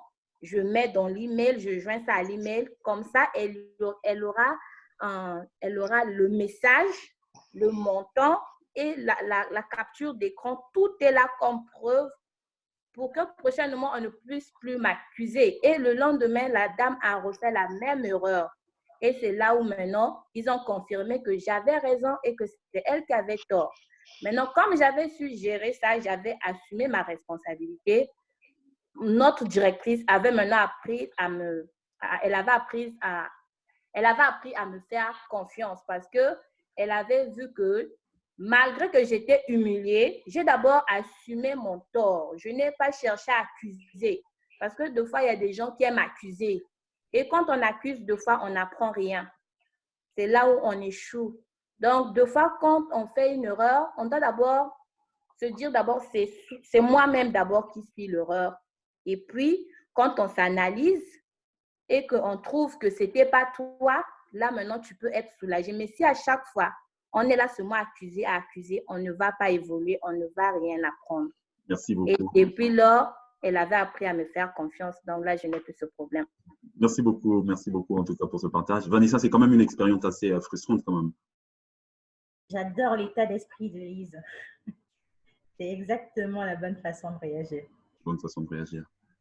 Ok, là, il nous reste quasiment 28 minutes, donc on va aborder le tout dernier point qui était celui sur le bien-être, c'est bien cela.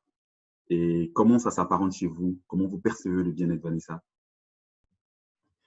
Pour moi, le bien-être, c'est quand on est en accord avec soi-même, après, il peut être perçu de deux façons différentes, hein, psychologiquement et matériellement.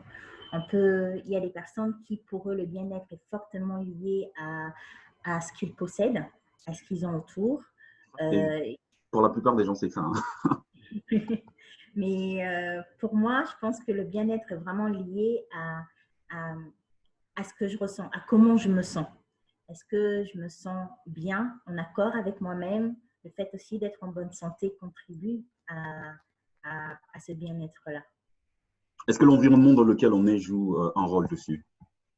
Bien sûr, forcément, parce que ce n'est pas toujours évident. Après, tout dépend de son état d'esprit et de comment on perçoit ce bien-être. C'est vraiment une définition très personnelle en fonction des individus, hein, je pense, en tout cas à mon sens. Parce que il y a des gens qui vivent dans un château, on va dire, qui ont tout le confort matériel possible, mais qui intérieurement se sentent mal et pas à leur place. A contrario, vous pouvez avoir des gens qui vivent avec le minimum possible, mais qui se nourrissent de l'amour qu'il y a autour d'eux, qui se nourrissent des petites choses du quotidien et qui se contentent de peu pour se sentir bien. Ça dépend des personnalités et des gens. C'est très différent en fonction de la personne que nous sommes. J'aimerais faire interagir les gens qui n'ont pas encore eu la parole. Patty Wings, bonjour. Bonjour. Bienvenue. C'est quoi le bonheur pour vous? Là, on est dans le bien-être. Vanessa a dit, pour certaines personnes, c'est spécialement lié au matériel. Pour d'autres, ça dépend de l'amour qu'ils reçoivent, le milieu dans lequel ils sont et tout ça. Et vous, comment est-ce que vous percevez le bien-être? Pour moi, le bien-être, c'est quand je me sens bien d'abord avec moi-même, moralement, sentimentalement. Ça vient plus de l'intérieur que de l'extérieur. Alors, ça vient plus de l'intérieur que de l'extérieur. Ça, c'est un point très important. Je ne sais pas ce que on a qui. Murphy, bonjour. Bonjour. Bienvenue. Ah, Est-ce merci, que, merci est-ce que beaucoup. tu es d'accord avec Patty qui dit le bien-être vient plus de l'intérieur que de l'extérieur? Moi, j'aime bien l'extérieur, hein, bizarrement. Non, mais je suis d'accord avec elle. Parce que pour moi, le bien-être, c'est comme une finalité, en fait. C'est le mindset, c'est l'état d'esprit, en fait. Donc, c'est cette stabilité qu'on a en soi, en fait, à ne pas être perturbé par tous les événements extérieurs, en fait. C'est à cause de ça qu'elle vient plus de l'intérieur. C'est cette stabilité-là qui fait en sorte que vous puissiez garder ce bien-être en vous perpétuellement, quelle que soit la situation, quels que soient les différents événements qui peuvent vous arriver, tant personnel que professionnel. Merci beaucoup. Huawei 360, vous avez une main levée. Oui, Si vous bonjour, pouvez bonsoir faire à tous. en 1 à 2 minutes, merci. Oui, je voulais en fait intervenir sur le point, sur le bien-être par rapport à mon domaine. Je suis étudiant en master en ingénierie alimentaire et donc je pense que la personne qui a dit que le bien-être vient beaucoup plus de l'extérieur que de l'intérieur a un peu tort par rapport à une certaine La personne vision qui a que dit j'ai. quoi? Vous pouvez revenir, s'il vous plaît? La personne qui a dit que le bien-être vient de l'intérieur OK. a un peu tort. Je voulais ajouter un peu quelque chose parce que en général, quand je ramène le sujet sur mon domaine. En fait, quand nous mangeons dans le domaine alimentaire, les nutriments dont l'organisme a besoin viennent nécessairement de l'extérieur. Pour l'espèce animale. En fait, il y a plusieurs fonctions que jouent les micronutriments, que jouent les macronutriments dans l'organisme, et ces molécules-là participent à apporter le bien-être dans l'organisme humain. Et donc, dans mon point de vue, je voulais simplement dire que le bien-être de l'homme, parce que le bien-être, je vois essentiellement la vie, la bonne santé et toutes les fonctions qui viennent après. Et donc, le bien-être vient beaucoup plus de l'extérieur. Merci beaucoup. De l'extérieur aussi, pas beaucoup plus de l'extérieur. Nelson, bonjour. Rebonjour. Vous êtes d'accord avec ce que notre confrère venait de dire tout à l'heure? Le bien-être vient plus de l'extérieur que de l'intérieur. C'est moi? Oui, exactement, oui, vous. Alors, il faut faire attention à une chose. Qu'est-ce qui est extérieur, qu'est-ce qui est intérieur? C'est ça la grosse question. Parce que le bien-être peut venir, c'est vrai, de ce qu'on appelle l'extérieur, mais un être humain, c'est plusieurs niveaux, j'ai envie de dire, d'être. Vous avez le physique, le corps. Ce corps contient une âme. Cette âme est disons, l'homme est un esprit qui est contenu dans un corps et qui possède une âme. Et ce qui doit être nourri dans ce cas précis, ce n'est pas le corps, c'est l'âme qui doit être nourrie. Et puisque l'âme doit être nourrie, elle va être nourrie avec les sens. Tout ce que l'on perçoit, tout ce que l'on voit, tout ce que l'on entend, tout ce que l'on goûte, et ainsi de suite. Mais attention, on a un filtre qui permet à ces informations-là de passer ou de ne pas passer. Et donc, c'est nous qui décidons, comme il a dit, c'est comme si on avait, pour juste reprendre le même exemple que lui, c'est comme si on avait une grosse assiette avec tous les nutriments, avec toutes les nourritures possibles, celles qui sont bonnes, celles qui sont mauvaises, et c'est nous qui décidons laquelle nous prenons dans ce plat.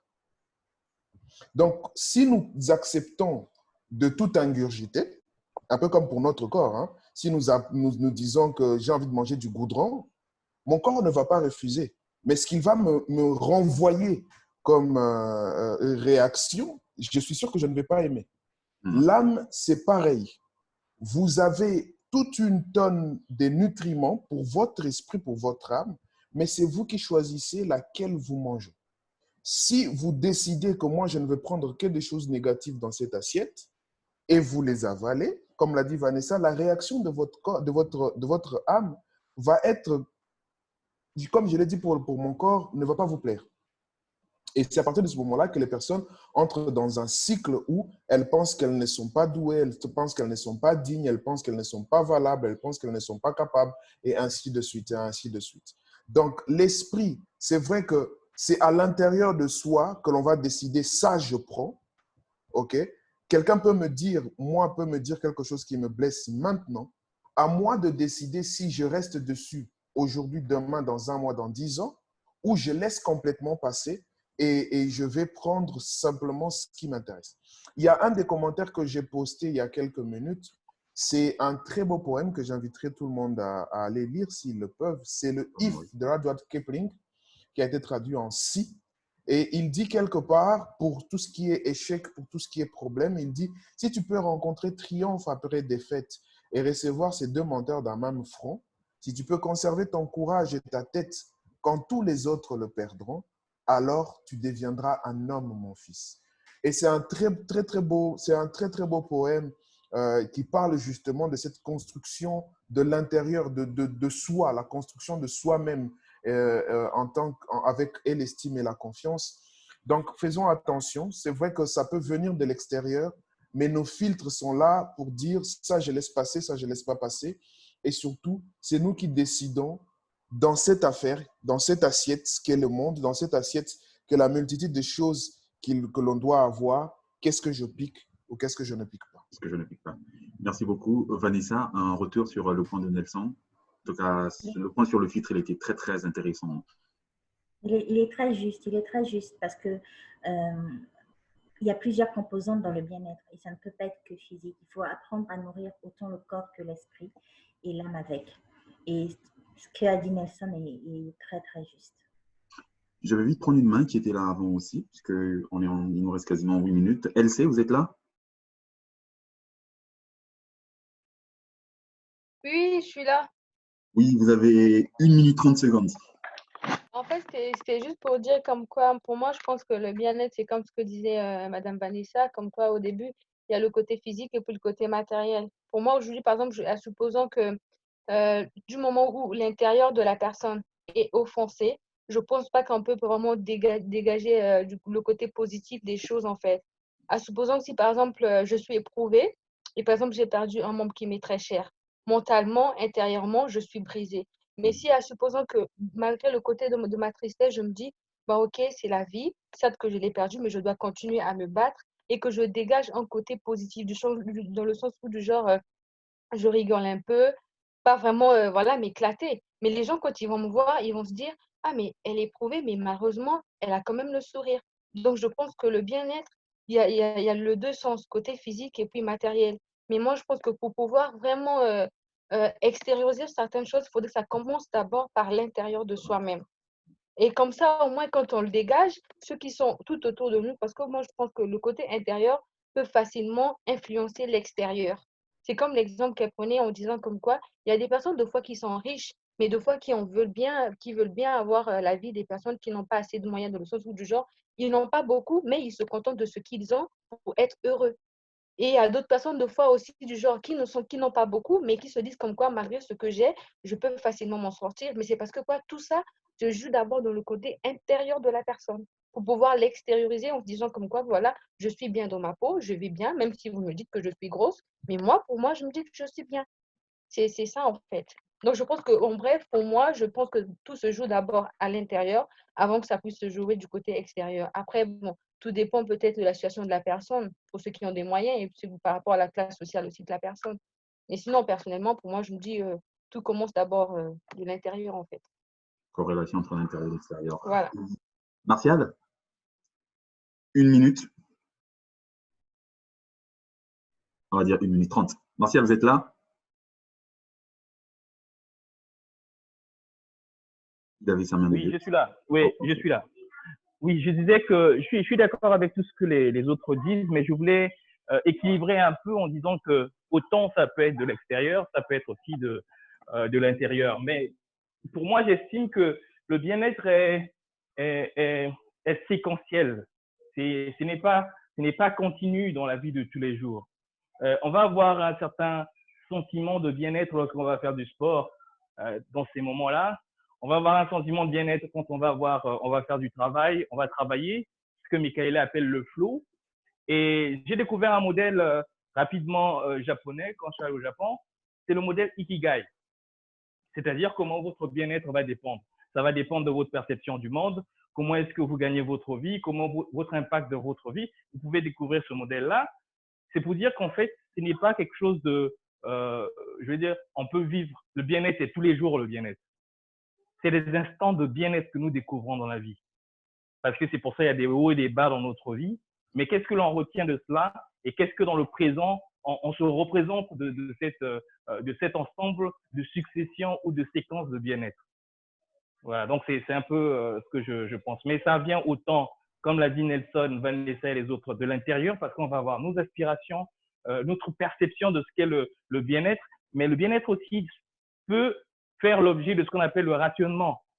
Si je n'ai pas le pain, je peux me contacter d'un foufou, les tubercules du foufou, quoi. Mais je serai heureux avec les tubercules du foufou, à défaut d'avoir le pain. Donc, il y a une espèce de rationnement dans le bien-être qui, finalement, on se contente du foufou et on est heureux. Voilà. On est heureux. Wow. Vanessa, il y a quelqu'un qui demande, est-ce que le bien-être, c'est spécialement la paix du cœur, la tranquillité de l'esprit? Vous êtes d'accord avec ça? Pas spécialement que ça. Ça en fait partie, ça c'est sûr, mais ce n'est pas que ça. En fonction des personnalités, en fonction de l'environnement dans lequel on est, ça peut être plusieurs autres choses. Le bien-être n'est pas lié qu'à une seule chose. C'est vraiment un assemblage de plusieurs choses qui favorisent justement cet état d'esprit-là. J'essaie en même temps de lire les commentaires sur le chat. Le bien-être, c'est ce qui te satisfait premièrement. Transformer ses faiblesses en force à travers un échec peut naître de la rage de réussir. Quand on n'a pas ce qu'on aime, on aime ce qu'on a, me disait ma mère. Quand on n'a pas ce qu'on a, on aime ce qu'on a. Enfin, quand on n'a pas ce qu'on aime, on aime ce qu'on a. C'est si simple que ça. C'est une sage parole surtout. Oui, en tout cas. Effectivement. Moi, du coup, j'ai envie de vous poser l'une de mes dernières questions. Quels sont vos conseils pour garder le bien-être dans le social, le travail, la santé ou le matériel, quoi que ce soit? Dans la santé, déjà, je pense qu'avoir une activité physique aide pendant une période donnée à recharger nos batteries afin qu'on se sente bien sur le plan de la santé. Au niveau du travail, c'est pour ma part, hein, là je donne vraiment ma propre expérience personnelle, je ne prends jamais pour moi une remarque négative. C'est-à-dire que quand mon patron n'est pas content du travail que j'ai effectué ou qu'il n'est pas en accord avec des actions que j'ai eu à commettre, je le prends plus dans un processus d'apprentissage pour me dire, OK, aujourd'hui, je ne suis pas à la hauteur de ces attentes, mais demain, je vais l'être. Qu'est-ce qui n'a pas fonctionné aujourd'hui? Comment je peux en tirer quelque chose de positif afin que demain, ça soit meilleur? Et ça contribue à ne pas baisser l'estime que je peux avoir de moi-même. Et ça, je l'ai appris grâce à un de mes collaborateurs avec qui j'ai eu cette discussion-là et qui un jour m'a dit, OK, quand moi, je ne vais pas bien par rapport à un travail que tu m'as donné, voilà comment je pense. Et voilà comment ça m'aide à progresser. Et je trouvais que cette attitude était très juste et très bonne, justement. Par rapport au social, déjà, il faut se dire que ce que l'on vit aujourd'hui n'est pas la fin. Moi, je pars du principe qu'on progresse chaque fois, qu'on en apprend tous les jours et surtout qu'on a nous-mêmes la capacité d'améliorer, de modifier, d'impacter notre propre vie. Il faudrait pouvoir se dire que si la vie que je mène aujourd'hui ne me va pas, qu'est-ce que je peux faire pour obtenir la vie que je veux en accord avec mes propres valeurs, avec mes propres principes et surtout à ce à quoi j'aspire. Et ne pas se mettre dans un état d'esprit fataliste en se disant « Ok, je n'ai rien, je manque de tout, ma vie sera comme ça constamment ». Quand on pense ça et qu'on agit de la sorte, effectivement, on stagne, on n'avance pas et ça ne contribue pas à améliorer notre bien-être mental. Et on n'a plus confiance en nous, ce qui fait qu'on devient figé. On n'a plus la force, le courage ou la volonté d'aller de l'avant. Donc, je me dis qu'il est très important au niveau social, même intérieur, de pouvoir se dire, OK, qu'est-ce que j'attends? Quelles sont mes aspirations pour demain? Je suis née dans un contexte donné, mais cela ne veut pas dire que je dois finir absolument dans ce contexte. Comment je peux faire pour m'en sortir? Trouver dans une situation chaotique les opportunités pour pouvoir en faire un atout demain.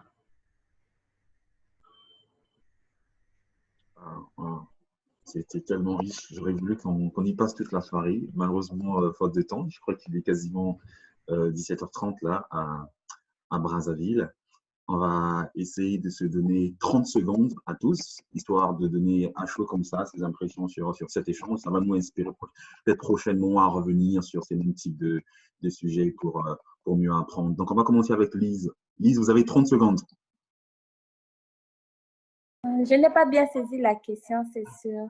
OK. La question, c'est juste donner son impression par rapport à cet échange et quelles sont peut-être d'autres thématiques que vous souhaiterez qu'on aborde prochainement, si vous en avez, s'il n'y en a pas. Sinon, comment est-ce que vous avez trouvé? Est-ce que vous estimez que vous avez appris quelque chose de nouveau? Est-ce que vous pensez que c'est intéressant et qu'il serait mieux de faire… enfin, est-ce que vous pensez que c'est important de souvent tenir ce genre de rencontres? Oui, j'ai beaucoup aimé. En tout cas, mes félicitations à tous pour les nouvelles choses que vous avez apportées sur la plateforme. En tout cas, j'ai appris beaucoup de choses. Il y a d'autres que j'ignorais.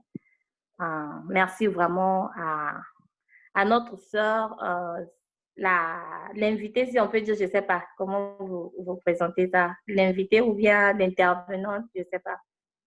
Comme vous voulez, l'invité, l'intervenant. J'ai appris vraiment beaucoup de vous. C'est vraiment encouragé. Et puis, notre frère qui a parlé de l'esprit, le corps et l'âme, vraiment, merci beaucoup. Et merci à tout le monde, à tous les intervenants. C'est vraiment encourageant. Et tenir des choses comme ça, c'est vraiment bien. Et surtout, ce thème-là, ça va vraiment beaucoup aider. Parce qu'il y a des gens qui ne vivent que sur ce que les autres disent. Des fois, il faut s'en passer. Merci beaucoup, en tout cas. Merci pour vos impressions. Nelson, quelque chose à dire?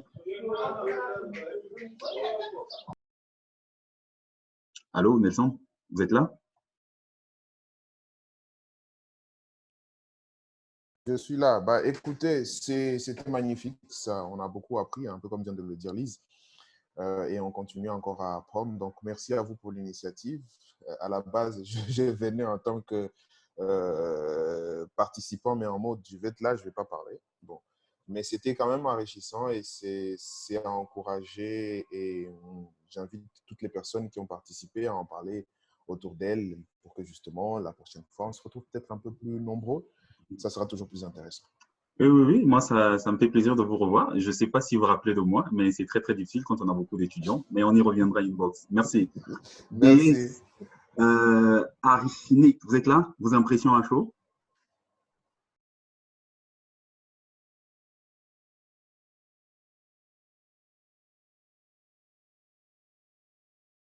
OK, bon, on passe on va passer avec Chris Francy. Vous êtes là? Vos impressions à chaud, vite fait, 30 secondes.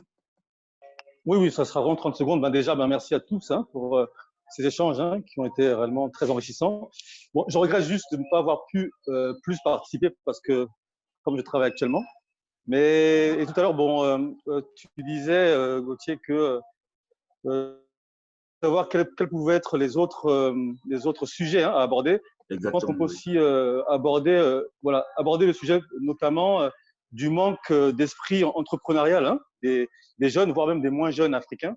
Je pense que ça peut être un sujet qui peut apporter peut-être des idées à certains. Mais sinon, à part ça, merci beaucoup et puis merci à notre intervenante Vanessa. Et bon courage à tout le monde. Merci, Dart.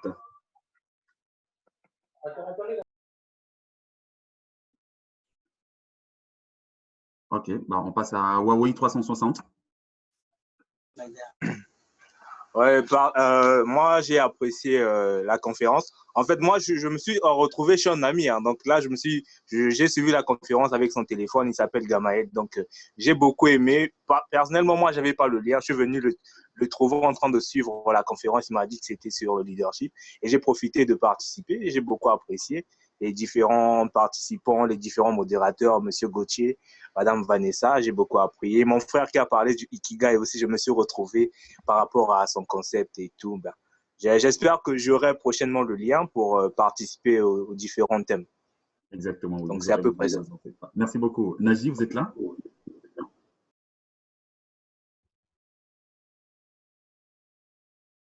Naji n'est pas là. On passe à Martial. Martial? Oui, allô?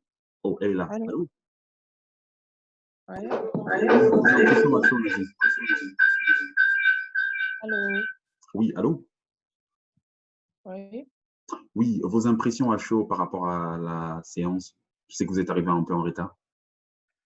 Oui, exactement, hein. Comme je vous avais dit la dernière fois, quand on partage le lien comme ça, c'est un peu compliqué pour moi de me connecter sur Zoom. C'est mieux que je reçoive directement le mot de passe Le mot plus de passe. le ID de... Ok, Oui, exactement. il n'y a pas de Voilà. souci. On peut Mais pas, sinon, c'est pas de souci. oui, les intervenants étaient très brillamment et en tout cas, je les remercie pour tout ce qu'ils ont dit, les expériences, tout ce qu'ils ont pu partager. Je n'ai pas pu participer parce que je venais juste, en fait, je suis arrivée un peu en retard et tout, du coup, je ne pouvais pas être assez concentrée et puis reprendre. J'espère que la prochaine fois, je vais pouvoir commencer dès le début et puis voilà. Donc, merci à vous, Madame Vanessa. Martial Kevin. Oui, merci beaucoup à Vanessa pour sa brillante intervention et tous ceux qui ont pu participer. Moi, je trouve que c'est une belle initiative et je pense que le développement passe par tout ça. Ça passe par cette ouverture d'esprit, d'écouter ce que les autres connaissent, leur point de vue et parfois d'être aussi flexible. C'est dans la flexibilité qu'on devient de plus en plus fort, mais c'est pas dans la rigidité.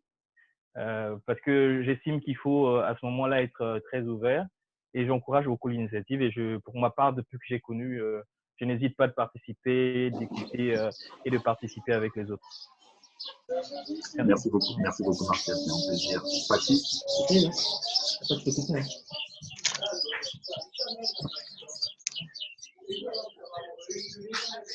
Patrice, vous êtes là?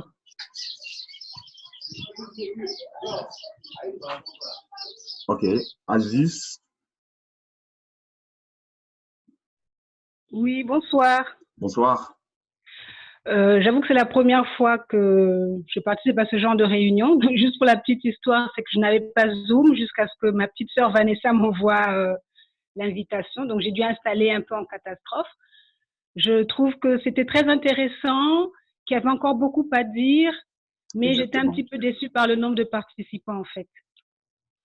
Donc, je ne sais pas, il faudrait peut-être trouver une autre plateforme pour passer l'information aux gens parce que je pense qu'il est important d'avoir ce genre d'échange. En tout cas, merci à Vanessa, merci aux participants et puis merci aux organisateurs. Merci beaucoup. Nous prenons ce point en compte. Gédéon, je ne sais pas si vous êtes là.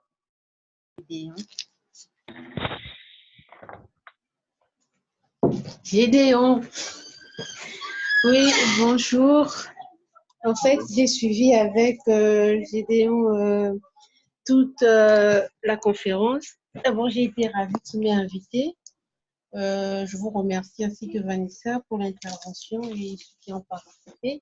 J'espère avoir le lien prochainement afin de participer également. Je m'appelle Sistine Akaya et j'espère faire partie de la prochaine conférence. Merci. Nous l'espérons également. Norfi? Oui, merci.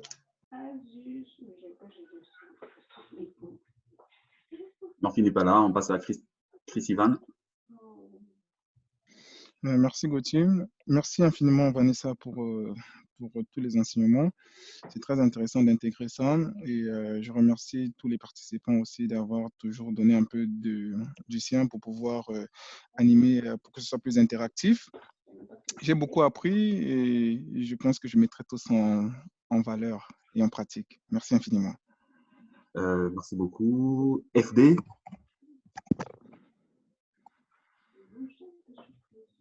Oui, rebonsoir encore. C'était super, c'était vraiment super. Merci à Vanessa, c'était excellent.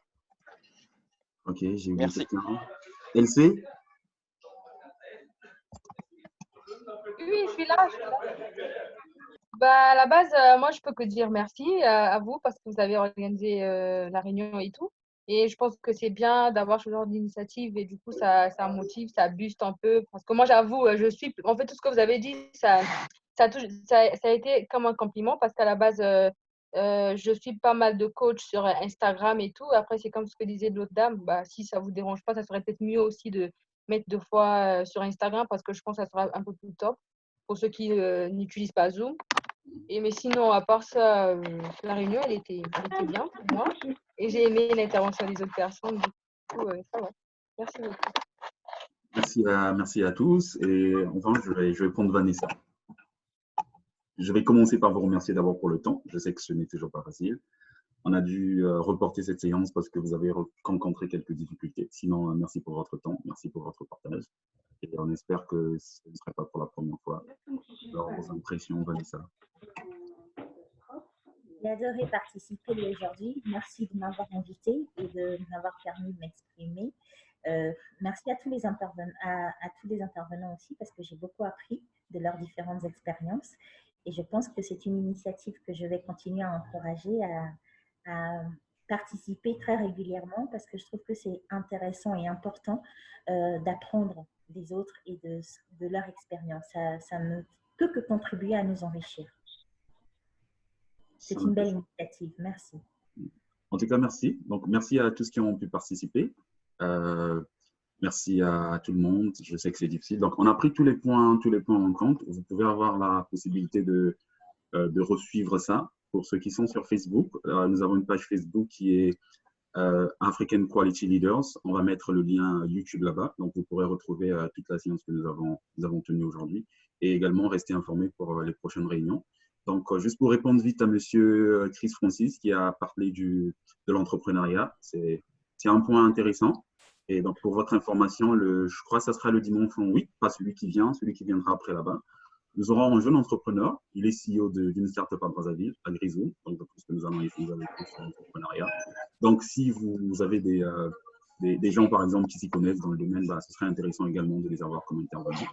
Donc, nous allons partager, on va s'assurer à partager les liens un peu plus tôt. Comme ça, tout le monde pourra partager. Sinon, merci à tous d'être là et bon week-end. Merci, Bruken. Au revoir. Au revoir.